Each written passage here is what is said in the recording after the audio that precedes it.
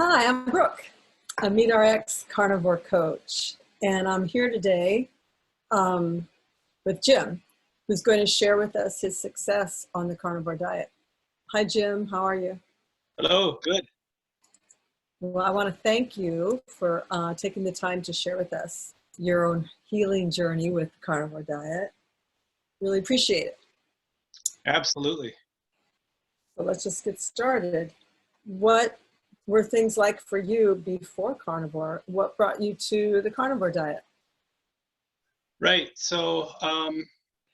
I think January 1st of 2018 was the first time that I jumped on board and tried it. And, the reason that I started, I was somewhere around 270 pounds. My pulse was just floored all the time. I got out of breath going up stairs. And it's kind of weird because it's just like, if those things suddenly happen to you, clearly you get, you think something's up. I've got to, go to a doctor or something like that. But it's something that happened over a number of years, because back in high school and college, I was very athletic.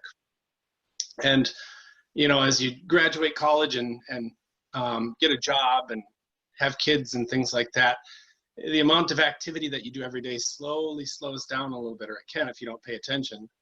And, you get a stressful job, and it's not hard for the amount of food and the types of food that you eat to be more based off of, stress and short-term decision-making than it is by, maybe long-term thinking, or what's right for you, or what maybe makes you feel best in the long term. And so anyway, I got to the point where I was about 270 pounds.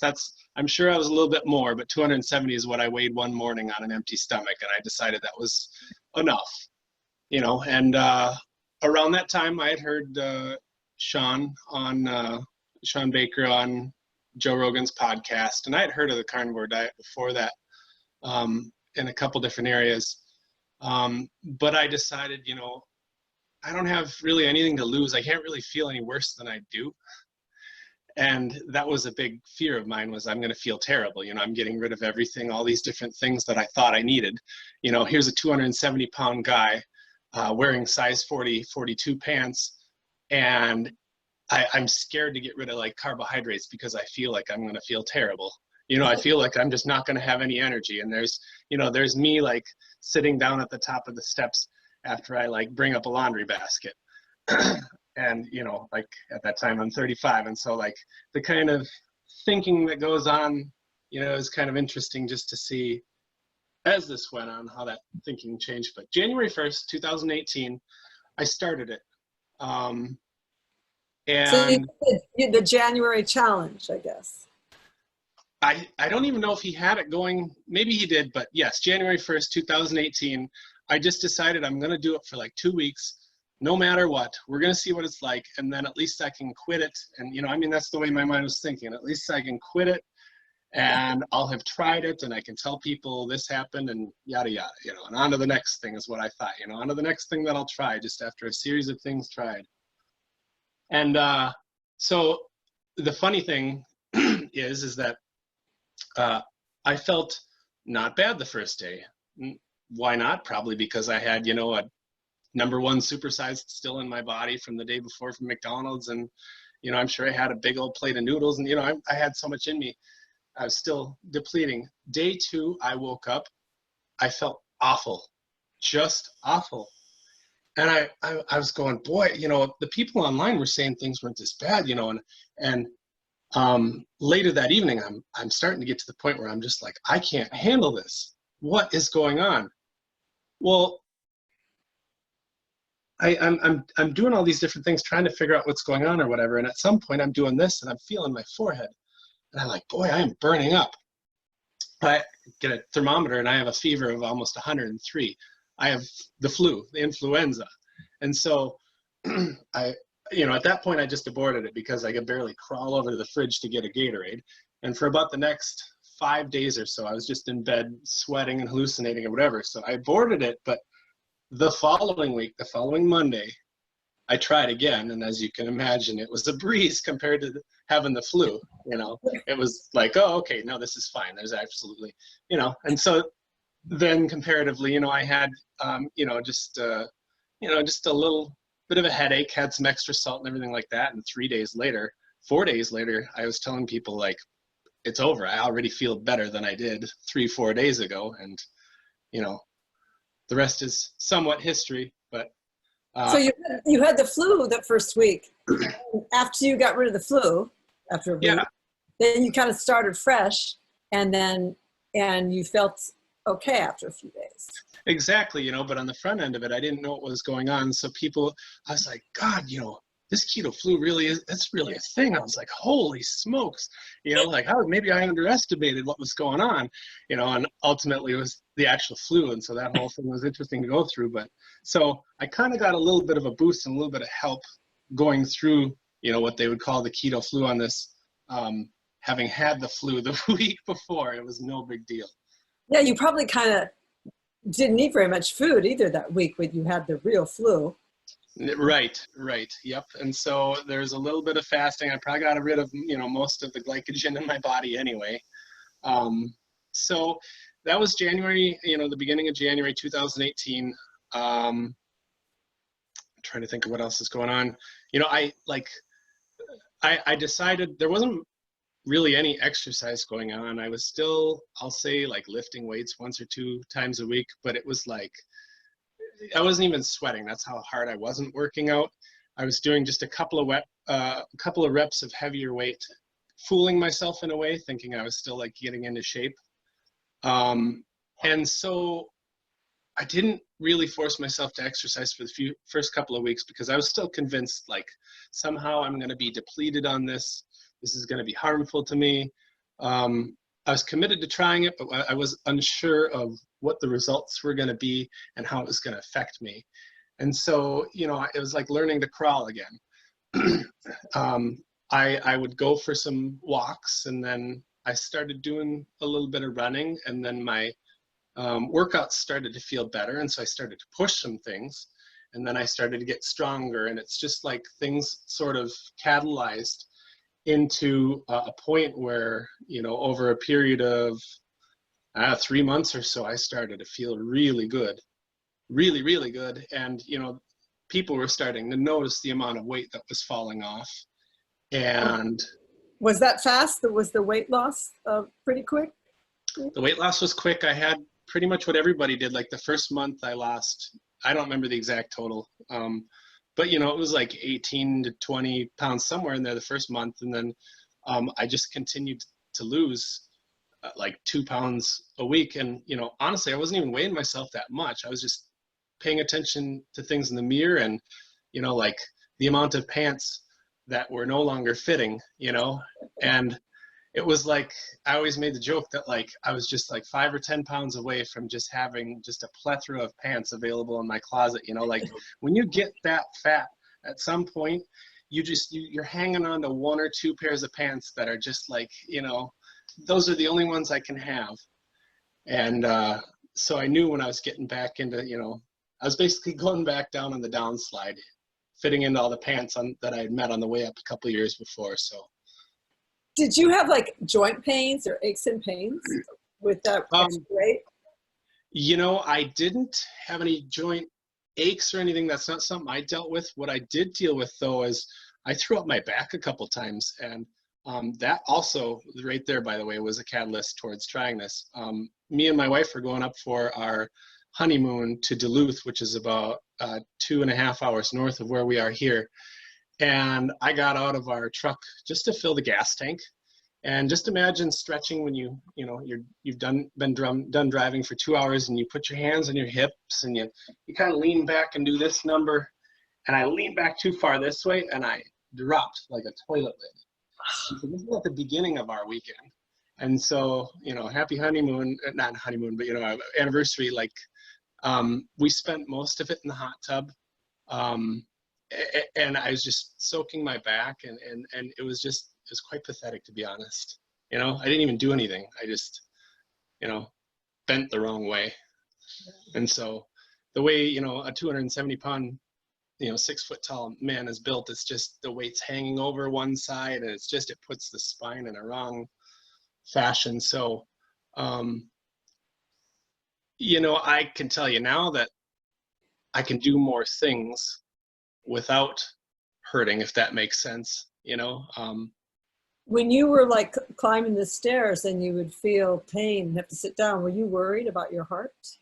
I constantly worried about my heart. In fact, there was a long period of time where before I stopped worrying about my heart, and one of the other reasons too is I used to get a lot of PVCs.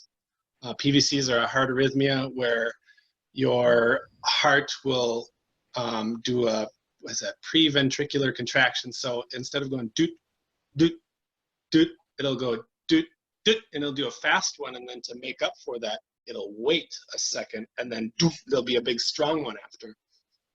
And, you can do all the reading in the world and everything like that. And unless there's some sort of cardiac damage or something, overwhelming evidence shows that there's no morbidity associated with this or whatever. But the bottom line is it's scary as hell. And it's influenced by your diet and the overall health of your body and electrolytes and all that stuff. And I mean, I used to get, probably hundreds a day, and they say you can have thousands and you won't die or whatever. But somehow I got, I'm not gonna say comfortable, but I got at peace with that. And, now that I've shifted towards the carnivore diet, I get maybe 1, 2 a day. They're mild. They're mild. I don't notice them. And, cardiologists, everything I read, say most people get several a day and they don't notice them. And so,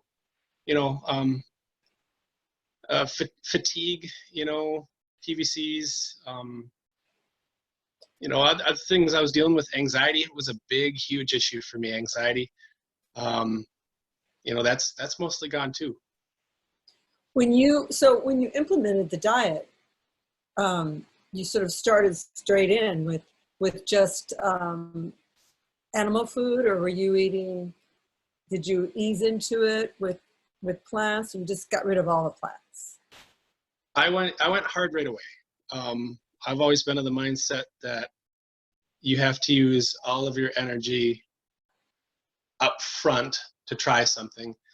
And so I think that about 98% of my stuff was probably eggs and ground beef and some cheese sprinkled in. At first I didn't do much cheese because I was convinced that might not be the right thing to do. And then as time went on, I started to experiment with some things and try and figure out what can I get away with, what feels differently, et cetera, et cetera. And so, nowadays, I'd say I'm 90 to 95% carnivore. And the only things that differ are either, put it this way, I feel the best 100% carnivore. Anything that differs from there is either life, coming in its way, or, maybe I'd like a cup of coffee or two. It's not, what it used to be, and I'm always coming back. I always come back and always wish to come back to a base of carnivore, a strong base. So. And now it's been like over 2 years for you. Yeah. So it's been 2 years and we've had some ups and downs.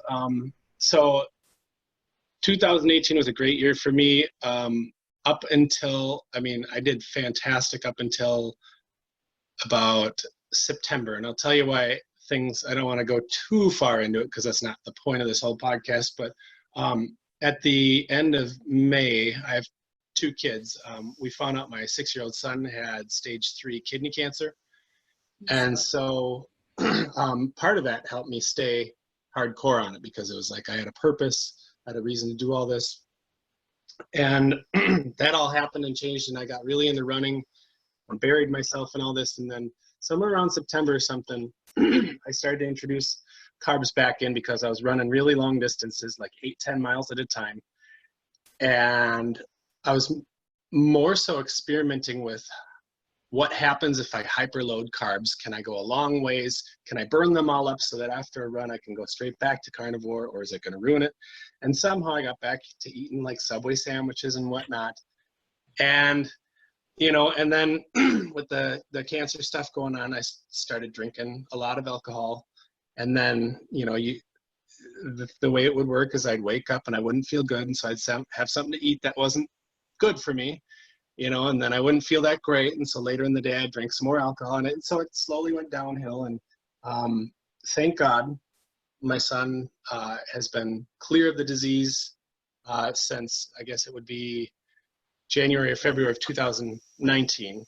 He went through chemotherapy and radiation and stuff. And so somewhere around June, I picked it back up again. I'd gained back I think I got down to about 192 September of 2018. And then June of 2019, I was back to about 220 again.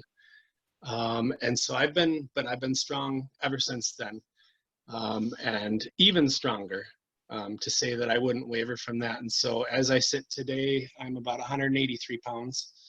I'm leaner than I've ever been, kind of on a quest down to 10% body fat just to see if I can get there. I've always wanted to.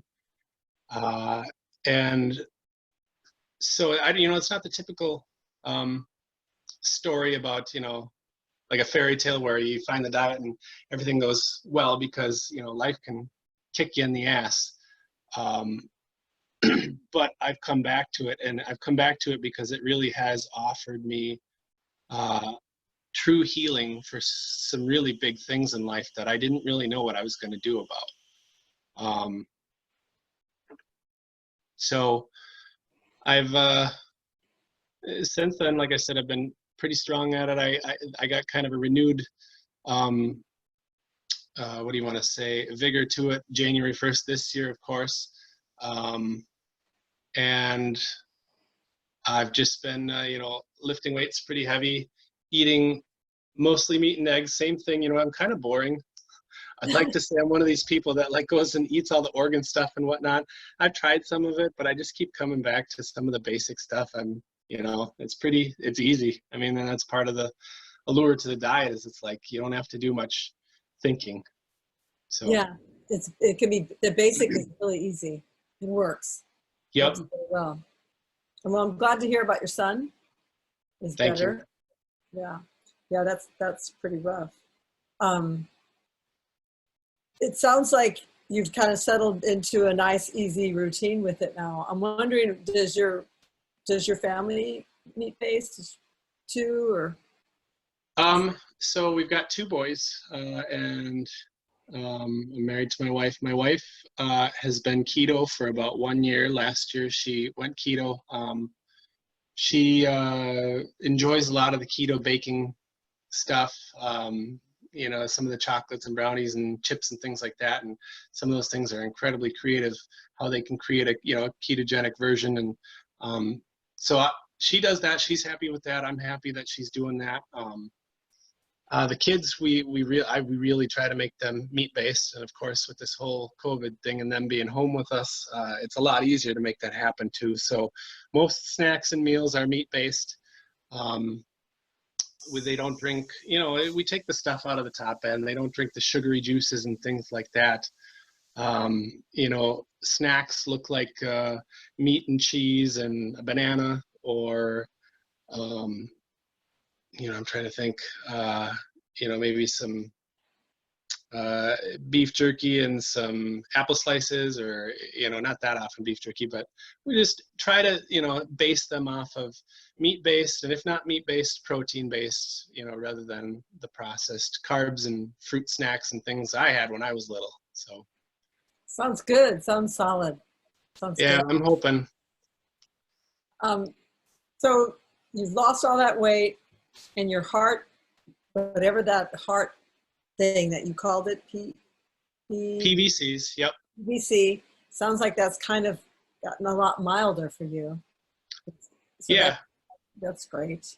So, go ahead. Yeah, go ahead. You weren't on any medication before? So I was. I mean, since college, and somewhere, so I'm not going to say right when Carnivore started, but somewhere not too far before that, I've been on ADD medicine, Adderall, you know, amphetamines basically, Ritalin, and I've been clear of that stuff since. I mean, I've found a profound difference in the mental, exactly, the mental clarity and just the energy all day long, that getting rid of carbohydrates and focusing on a, you know, a diet with saturated fats and healthy animal fats.